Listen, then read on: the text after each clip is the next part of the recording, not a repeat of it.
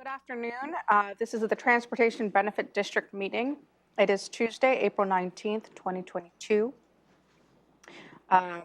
It is 4:53 p.m. I am Carolina Mejia, President of the board. To my right is Vice President Ty Menser, and to my left is Board Member Commissioner Gary Edwards. Assistant County Manager has joined us, as well as Amy Davis, and Public Works staff. So we will start with the approval of the April 19th agenda. I move to approve the April 19th, 2022 proposed agenda. It's been moved and seconded. Any discussion? I'll call for the vote. President Mejia, Aye. Vice President Menser, Aye. Board Member Edwards. Aye. Okay, motion passes. Next is the approval of the meeting minutes for March 15th.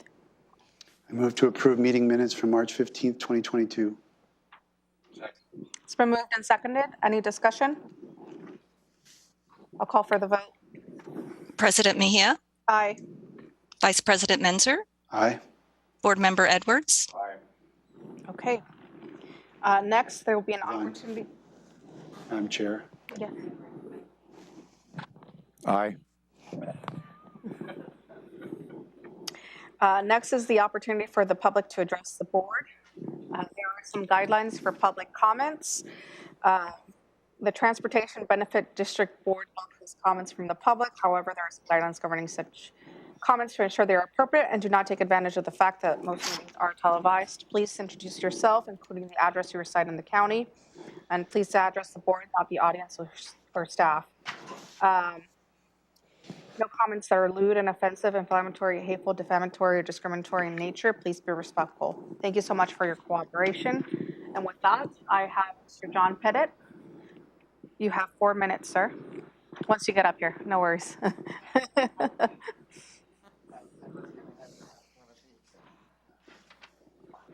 Each one of you actually had, my name's John Pettit, I'm from Rich Road Southeast. I made up this little chart because I happened to look and saw some of the advance that you're getting on in relationship to the presentation. My concern is always that somehow whenever we realize that there's shortfalls in the amount of income to cover what needs to be done, that usually motivates people to talk about increasing taxes. And you know, I hate increasing taxes. Now, it has not been something that has been limited just to your board. In fact, the calculations for the number of miles that should have been done for maintenance at about 100 miles per year precedes you guys clear back in about 2005, you know, that they were stopped getting enough miles of maintenance done. And because of that, it's kind of like many things that if you don't do the maintenance now, you're going to have to eventually do the maintenance later. It's not like as though, oh, we skip the maintenance so it doesn't cost us. It still costs. There's work that needs to be done, just like this building has work that needs to be done. So I did my calculations based upon the numbers of an estimated $7 million shortage in order to reach that 100-mile goal for this year. And what you really don't want to hear is the deferred maintenance amounts to about $149,142,000 of deferred maintenance on the road system. It doesn't go away. And when we talk about that, you know, well, you're still driving down the road. Yes, but it needs maintenance. And as you talked about with someone earlier today, sometimes roads will get past the point of being able to really maintain them. You got to rebuild them. And that's one of the reasons the cost goes up. Who would think $150 million before you add the next $7 million on? So I'm adamantly opposed to having any tax when we're currently, the upper part of this chart talks about the fact that we've been consistently having about over $4 million a year being taken out of the road fund already and transferred via either through diversion or levy shift away from the roads, the taxes that are there to pay for the roads. So I think Ms. Mejia may be a little too young to appreciate this commercial. They used to have the advertisements about pay me now or pay me later, about fixing cars, and transmissions and servicing and maintaining. Well, pay me now or pay me later. And now we're to the point that you're being presented information to indicate you're running about $7 million short for this year to reach the level of maintenance that you should. Unfortunately, having talked and been involved with your budgeting process, this has been a reoccurring thing on and on and on. Once you get your hand in the cookie jar, it's hard to stop taking cookies out. And unfortunately, it's a price is being paid for it. It just doesn't show up quite as obvious. And I could be a little outlandish and say, why would anyone want to elect any of you who would take the taxes that we intended to pay over here to take care of our roads and move it somewhere else, and then our roads kind of go where we don't want to talk about. And this includes budget, which involves plowing the roads and everything else for snow and everything else. So I'm going to encourage you, listen to these people. Maybe it'll encourage you during the next budget cycle to not be dipping your fingers into the road fund to benefit the general fund or some other political agenda.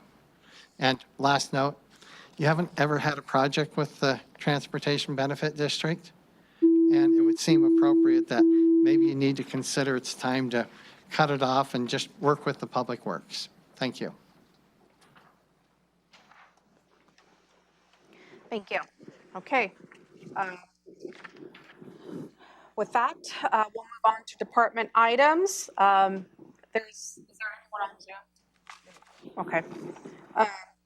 And the first item, 3A, I want to say thank you to staff. I know it's a little bit later than we anticipated, so thank you for holding on. It's a presentation from Public Works, the state of transportation system. Good afternoon, board members. Scott Lindblom, County Engineer with Public Works. And this first item with you today that I believe Sam will be, there we go. Sam will be sharing his screen, so we'll see how the technology works for us. At least works for me. So what I want to go over at somewhat of a high level is the state of our transportation system. Next slide, please, Sam. And often we talk about the county road system, but it's really much more than just the county roads. And as you know, we can see here on the slide, it includes the sidewalks, bridges, lights, etc. All told, the value of all these things combined is roughly $1 billion. It's billion with a B. Next slide, please. And you'll often hear us come to you to get direction or approval for different things that involve arterials, collectors, or local roads. And really what the idea behind these different classifications is, as you start with the arterials, they're focusing getting a lot of people through, moving a lot of people around efficiently. As we go down to the local access roads, that's more the driveways, the subdivision roads, and that really the emphasis there is on the access. When we look at arterials, typically an arterial has about 2,000 vehicles per day or more. Examples of that would be Rainier Road or parts of Delphi Road, Johnson Point Road or Tilly Road, just to name a few. The collector roads, again, the smaller, not quite as small as local roads, but the collectors would include 143rd Avenue, Johnson Creek or Oyster Bay. Local roads, those are typically 400 vehicles, 400 trips per day or less. Those are a lot of the subdivision roads that we see around the county. Next slide, please.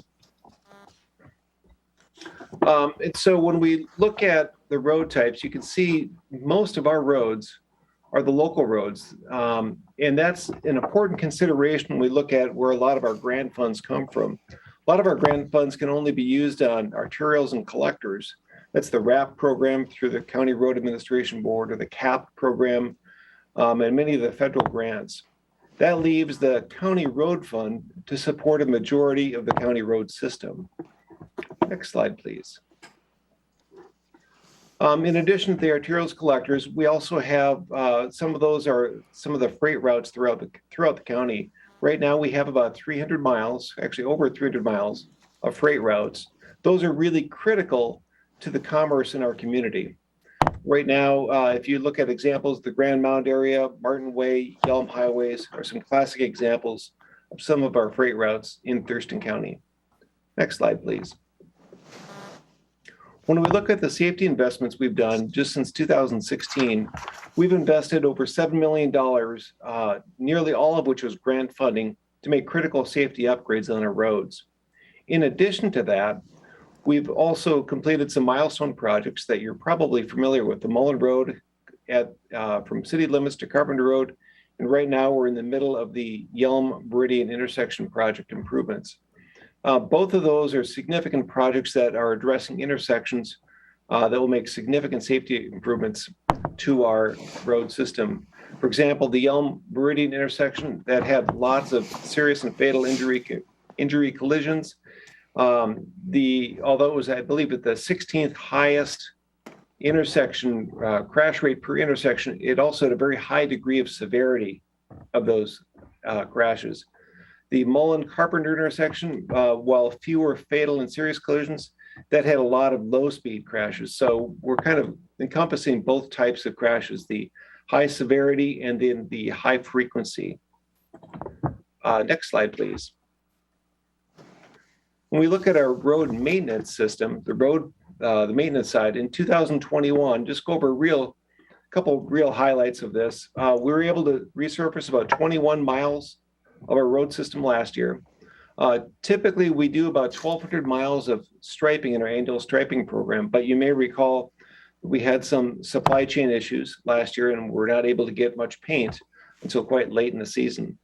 And we swept just over 2,000 lane miles of roads in 2021. Next slide, please. Again, going on with our maintenance last year, a couple of key things to really look at. The 286,000 pounds, to me, it was more impactful when I thought about 143 tons of litter on our county road system. And next slide, please. And we've chatted with you about this a few times before, but when we look at the roads that we're responsible for, all told, again, just over 1,000 miles, 530 of those miles are in fairly good condition. And the chip seal program we're working on this year, going out to bid on in opening bids next month, that will be focused on those roads that were in fairly good condition, but we're trying to keep them in that good condition because it's far cheaper to do that. I think a good way to explain that is think about the paint in your house. We're trying to repaint the house before there's damage to the siding. And the siding, you could figure, would be the fair condition. If there's damage to not only the siding, but perhaps the walls underneath the structural walls, that might be the more extensive repair that would require, in the road example, a complete reconstruction. So again, we're trying to basically repaint the roads. We're not trying to repair damaged siding or rebuild a wall. It's far cheaper to repaint than replace siding or build a wall. Next slide, please. Due to increased cost of goods and services over the last few years, in addition to several other factors, we've not been able to maintain our roads at the level we really should be to keep them in the condition they are today. And it's important to note that for every mile of road we don't perform maintenance on this year, we lose about 7 to 10 miles of service life with that. And you can see over time, since about 2004, 2004 is about the last time we were able to reach close to our target of about 100 miles of road preservation activity each year. And I do want to point out that the road preservation activities encompasses not just a chip seal project or program, but it also the overlay program, other preservation activities like crack seal. It also includes our road upgrades as well. So for example, the Mullen Road project, while that was just a mile of work we did last year, that would count toward this 100-mile goal we're targeting. Next slide, please. And as you can tell, to reach our 100-mile per year goal, it would cost about an additional $7 million this year to do that. As a Public Works Speaker, Vasily Barota mentioned earlier to you this year, we're going out to bid with our chip seal contract And at this time, we're planning on about 50 miles of roads focused in the northeast part of the county. We'll see what the bids come in at next month, but I did just check recently. The construction cost index from 1 year ago went up 8.9% from March of 21 to March of 22. So certainly that will have an impact on how many roads we do and the cost of our doing business. So right now I'm going to kick it over to Matt, who will talk a little bit about our bridge system. Take it away, Matt. Good afternoon or evening, commissioners. My name is Matt Unsman. I'm county traffic engineer. I also have the pleasure of overseeing the county's bridge inventory system or program. So we have 147 bridges in our bridge inventory. And if you ever want to find some good information or good factoids about our bridges, a great place to look is in our annual bridge index. So we're required to prepare this bridge index to meet the requirements of the Washington Administrative Code, and we submit it to the County Road Administration Board as well. And it also goes to the Board of County Commissioners each year because it's part of it's a Chapter 8 of the TIP as well. Next slide, Sammy. So here's a summary of kind of the state of the condition of our bridges. Fortunately, on the far right-hand side, you'll see that we have 0 bridges that are structurally deficient. And that's because we replaced our last structurally deficient bridge last year when we replaced the Reeder Road Bridge. We have 19 roads that are functionally obsolete. That simply means that the bridges are not geometrically sized to accommodate. They might not be, the roads or bridges might not be wide enough to accommodate the appropriate amount of travel lanes, or it might not be wide enough to accommodate sidewalk facilities or bike lanes. You'll see that 15 of our bridges are scour critical. Those bridges are susceptible to undermining or material being washed out from underneath the foundations during high flow events, such as a flood. And you'll also notice on here that we inspect 3 bridges for the city of Tenino and 2 bridges for the city of Yelm, which we have interlocal agreements with. Next slide, Sammy. So as I mentioned before, we have 147 bridges. The theoretical lifespan of a bridge is 75 years. We have exceeded that lifespan on 17 bridges in our Thurston County bridge inventory. We have 2 bridges on Old Highway 99, which next year will celebrate their 100th year birthday. And then we have an additional 2 more on Delphi Road and 1 more on Little Rock Road, which will celebrate their 100-year birthdays in 2024. Next slide. So as far as we need to stay up on top of our maintenance of our bridges, but ultimately some bridges need to be replaced because they become old or so functionally obsolete that they're required to be replaced. The number 1 bridge replacement project in our bridge inventory or a bridge index is the Yelm Highway Bridge. The Yelm Highway Bridge is on Yelm Highway, kind of on the city of Lacey County line, right next to the Amtrak station. This bridge crosses over to Burlington Northern Santa Fe rail line. Thurston County has completed a study on what the replacement structure would look like and what it would cost. In 2018, the report determined that it would cost about $16 million. So that's probably in today's dollars, it'd be in excess of $20 million to replace that bridge. And the problem with this bridge is that it's not, as I mentioned before, we don't have any bridges that are not structurally deficient, including this one. And one of the criteria for federal bridge replacement funding is that one of the structural components of the bridge needs to be considered structurally deficient, or otherwise meaning that the structural integrity of the bridge has been compromised. The number 2 bridge replacement priority is the Tilley Road Bridge on Tilley Road over Beaver Creek. This bridge is a very important part of our transportation system because this portion of Tilley Road serves as a detour route whenever there's a major incident on I-5 between Grand Mound and Maytown. This bridge is a timber bridge, and unfortunately, in our moist and not dry environment here in Thurston County, timber does not do well in this climate. This bridge is only about 50 years old, but we've performed some pretty significant repairs to kind of limp this bridge through its lifespan. We recently submitted a freight and mobility grant through the state to replace this bridge. So hopefully in a few months we can come back and follow up with a message saying that we've financially secured the replacement of this bridge. And then finally, the third replacement in our system, our bridge inventory system, is the Little Rock Road Bridge over Bloom's Ditch. And this bridge is located in between 110th Avenue and 113th Avenue. As I mentioned before, this bridge is celebrating its 100 years or its 100th birthday in 2024. And to celebrate that birthday, we're going to retire it. We've actually secured federal funding to go ahead and replace this bridge in 2024. And so with that, that's kind of, I went through that awfully quick, but that's a high level state of condition of our bridge inventory system. I'd be happy to answer any questions.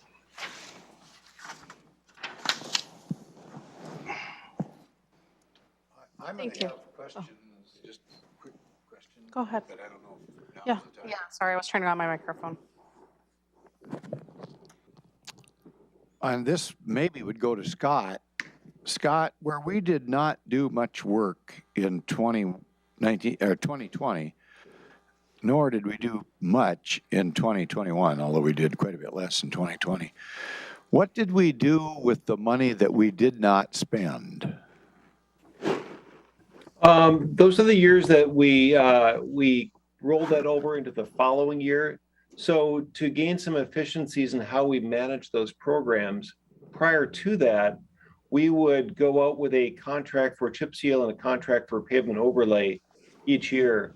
So we kind of shifted how we looked at that and said it's going to be more efficient for us to do one bigger overlay contract one year, one bigger chip seal contract the next year. And so that's how we've been working so far for the last few years. And I think it's going to end up being fairly effective. There'll be less contract administration each year, and we really get kind of the Costco approach, kind of a bigger bang for our buck, buying in volume each year. Is there any ability from that federal, I guess we're going to talk about that maybe coming up on the federal infrastructure bill, but any of the shortfall about revenue that counties experience during this virus, can we use any of that? That might go to Robin. I don't know who would get that. So the American Recovery Plan Act, also called ARPA, State and Local Fiscal Recovery Fund, cannot be used for road infrastructure. And there is currently a bill in Congress that would expand the uses of that fund, but as the board is well aware, you have earmarked that entire fund. Not that you couldn't change those earmarks, but at this time, the recovery fund cannot be used for road. Okay, thank you.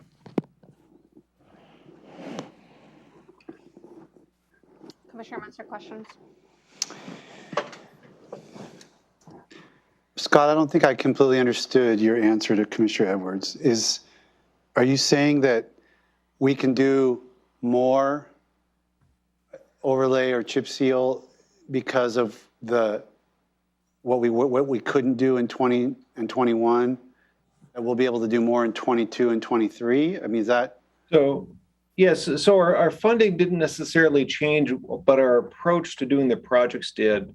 So what we're looking at is doing, as I mentioned, kind of a larger overlay project one year, a larger chip seal the next, kind of alternating years.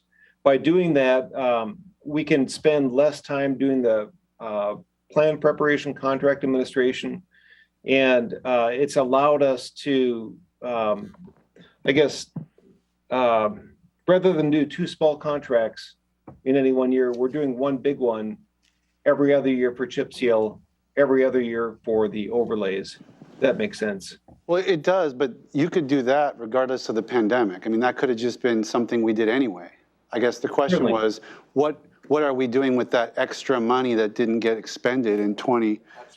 And I mean, you know, I guess it just means we do even bigger one-year contracts for each Yeah. of those things than that. But that's that's the answer we're not really hearing.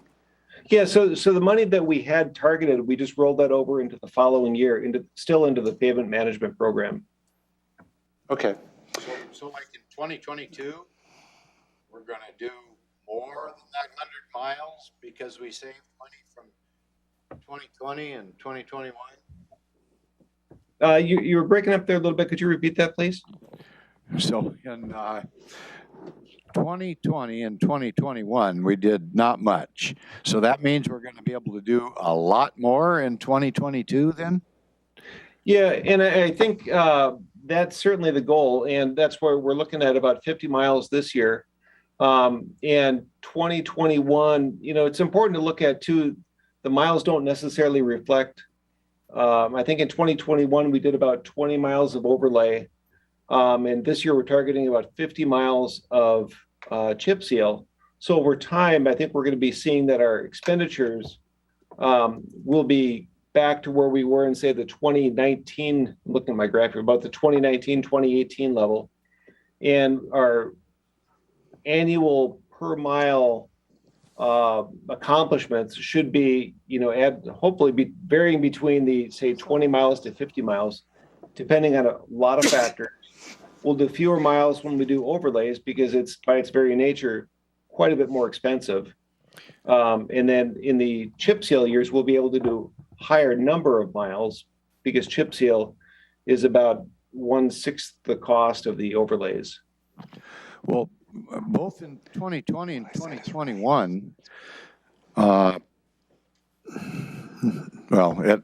for sure 2020, the price of oil that goes into this asphalt business was way down. And I just don't understand why we didn't do hardly anything. I don't, it looks like we did about 2 miles in 2020, according to the chart. But then in 2022, we didn't do anywhere near like we did in 2019. And so we've got 2 years of not much. That broken bar in 2022, we've got funding to do that up to the 50-mile level. Is that it? Is that what that means? Yeah, that's what we're targeting right now. Yes. I would think we'd be able to do even more, but I guess Hey, maybe I'm not Steve looking at Rickard. it right. Steve Rickard, do you recall what our budget was for overlay in 2021? Yeah, Steve Bricker, construction manager for Public Works. We were hoping to do 60 miles this year, which would have put us, you know, right about where we used to hit back in 2009. But unfortunately, with the oil price increases recently, we're expecting more like 50. And in 2021, do you recall roughly how much we spent on the overlay contract? I think it was sorry. 4 million. 4 million. Yeah. And some of that 4 million was money from the 2020 budget that was rolled over into that large overlay that we did last year. Sure. So what I think this graph doesn't necessarily say is the dollar amount. This is more focused on just the miles accomplished. So it can skew how we look at that a bit because the 2021 pavement overlay program, we actually spent more than we're anticipating this year, even though we got fewer miles done. Because the overlay contract was more expensive than a chip seal contract. That's correct. Yeah, the miles is not a good way to think of it if it's combining two things, one of which is 6 or 7 times more expensive than the other. Yeah. Just comparing miles to miles to miles isn't really the right analysis. right. Okay, that's helping me I was very confused. I'm still trying to figure out how come we only did about 4 miles of anything in 2020, though. Yeah, we originally weren't going to do anything that year and roll that money into last year's overlay, but I think you remember 153rd Avenue got really bad. Oh, We yeah, had I remember. So, yeah. So that was a bit of an emergency and an unplanned project, but we knew we had to get it taken care of that summer and it couldn't make it through another winter. So that's part of what you're seeing there too. Okay. I would guess there might be a little better way to chart that out, like Commissioner Menzer said, if you're paying 7 times to do overlay versus the chip seal or something, you know, so miles maybe isn't the best way to do it. Yeah, and actually, what we could do perhaps for future presentations is to show the investment per year, the pavement management investment per year. So that would really not necessarily show miles. That would just say the dollars invested, whether it's chip seal or overlay. And I think together, both of those pieces of information would tell a pretty valuable story. I had another question. Okay, go ahead. Robin, are we the only county that does levy shift or road diversion? Oh, no. The vast majority of counties do either one or the other, if not both.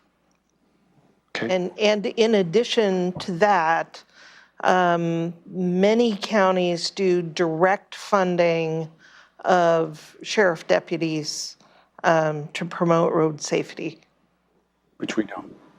We pay for Cutting back. one deputy directly, and then the rest is through diversion. Yep. Yeah. Okay, I just wanted to clarify that. Came up in public comment. And I'm on the CRAB board. So that is actually one of the things that we overview, and it's one of the things they monitor, which counties are in compliance and which ones are not. I think there's only one county that's currently not in compliance. What does that mean, not in compliance? So basically they're using it for other things, but Thurston County is above board and everything that we're using that road diversion for. So that was a really good presentation that CRAB board did for its members. So it was On the diversion particularly, yeah. Okay. Right. Yeah, we're really we're pretty restrained on that. It is. It can only be used for traffic safety activities performed by the sheriff's office for the diversion. The levy shift can be used for other purposes. Right. And I believe it was the CRAB board that placed those restrictions because if I remember correctly, it was much more broad beforehand, and then they just narrowed it down. Well, it was, yes, we'll just say yes.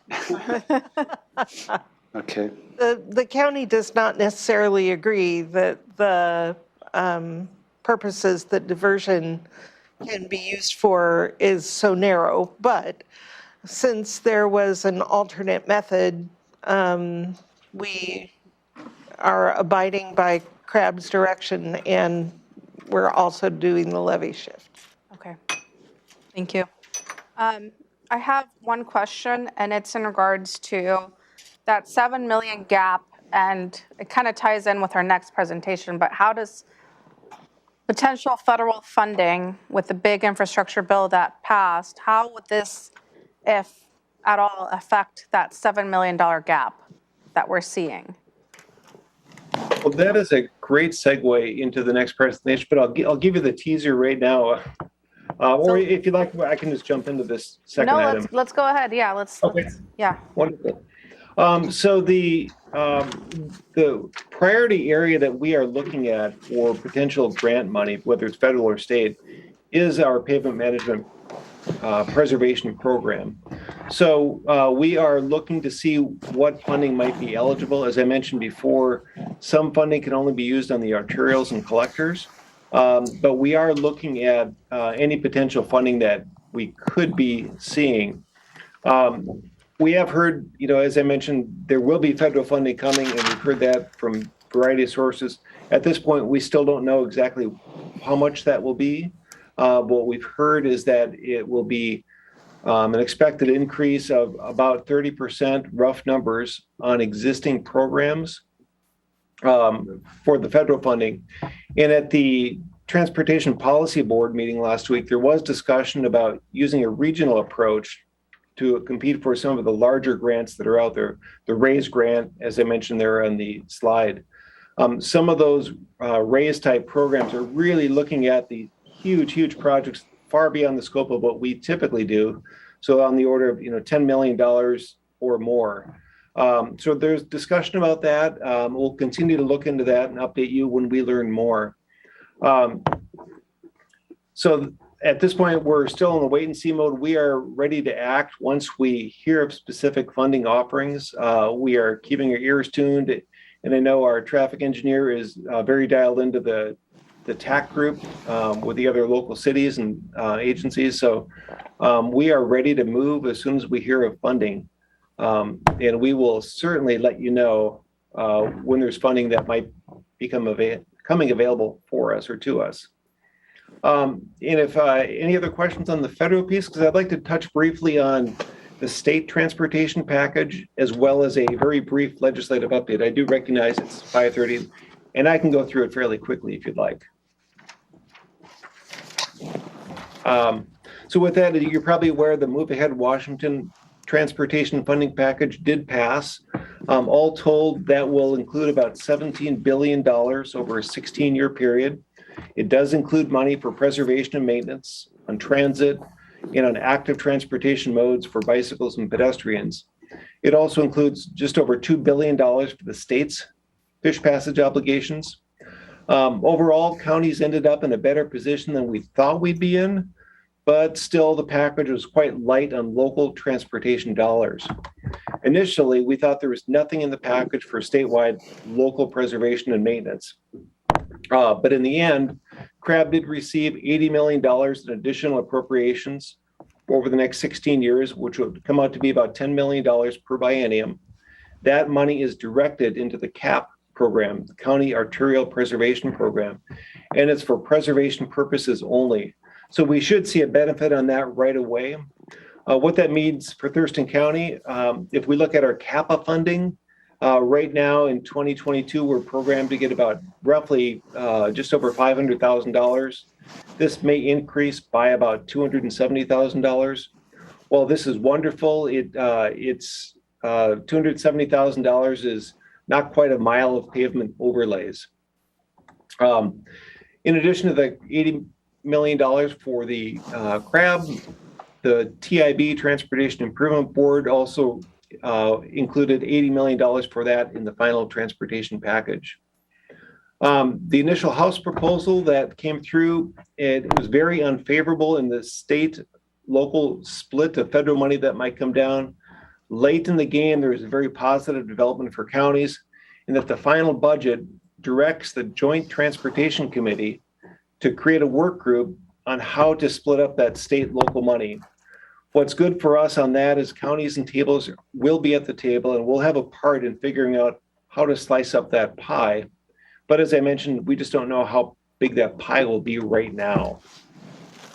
A couple of the bills that could affect or could have affected county roads. One is very germane to this conversation because it includes a new local option authority related to transportation benefit districts. Real briefly, what that does is allow local jurisdictions that have TBDs to now have the authority to implement a 1/10 of 1% sales tax for the TBD, and can extend that revenue collection beyond the 10 years. Initially, that bill failed, but this effort was ultimately incorporated into the Move Ahead Washington package. So the bill itself failed, but it was incorporated in, and it will be taking effect. The transportation bill also created a new DOT safety program for reducing rural roadway departures, allocating about $20 million over the next 16 years for the program, which comes out to be about $1.25 million annually. There was a House bill that did not pass that would have required us to transition to zero emission outdoor power equipment. Our staff were very concerned about that because it was, we looked at that and thought zero emission power tools, the ones that are available now, are not very effective for the work we do. And because the nature of our work and the length of time we need it, we require outdoor power equipment in remote spots, a long ways from vehicles. So it really was not going to be a practical thing to do. So, and again, that did not pass. One that you may have heard about too was the acceleration of broadband development with micro trenching.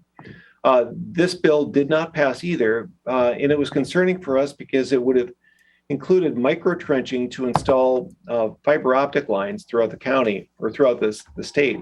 What this means is a large saw would cut a small trench through the right of way, which could have had a huge impact on maintenance activities and capital work that we do. So ditching, pothole repair, etc.